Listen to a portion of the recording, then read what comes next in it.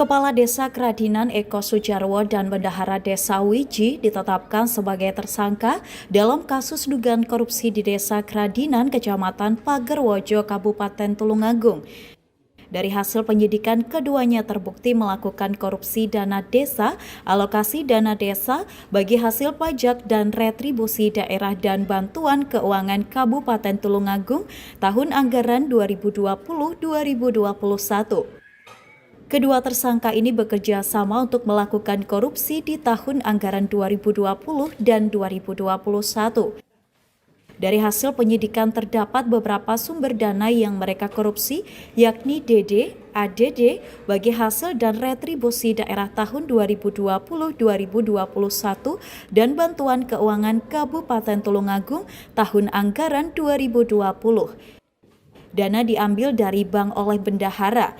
Dana tersebut kemudian diminta kepala desa untuk keperluan pribadi.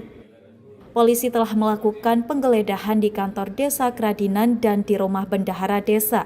Dari penggeledahan itu pihaknya menemukan sejumlah dokumen dan barang bukti yang ada kaitannya dengan kasus dugaan korupsi ini.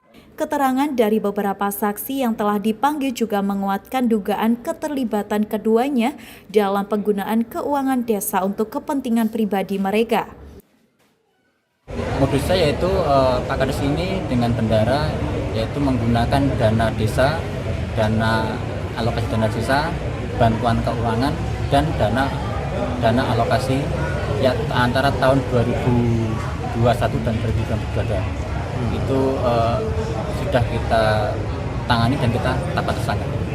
Nah itu dalam modusnya itu apa? Itu menggunakan kwitansi fiktif atau pengerjaan fisik fiktif atau gimana? Dalam pemeriksaan kami terkait dengan penggunaan dana, yaitu dana diambil dengan bendahara dan diminta oleh Pak Kadesnya dan digunakan untuk kepentingan pribadi.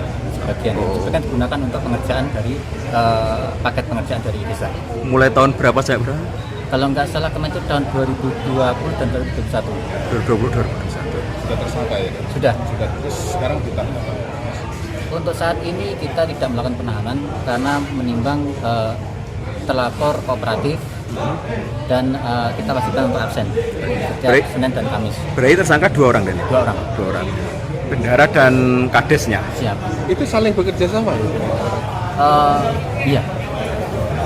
Kalau keuntungannya kadesnya berapa, bendaharanya berapa gitu? Terkait dengan keuntungan belum kita rinci secara detail, cuma untuk kerugiannya digunakan untuk kepentingan pribadi. Meski keduanya telah ditetapkan sebagai tersangka namun tidak dilakukan penahanan. Polisi beralasan keduanya kooperatif selama dan dikenakan wajib lapor seminggu 2 kali. Berkas kasus ini juga akan segera dilimpahkan ke kejaksaan untuk bisa segera diproses. Dari Tulungagung, Sogi Pamungkas, KSTV.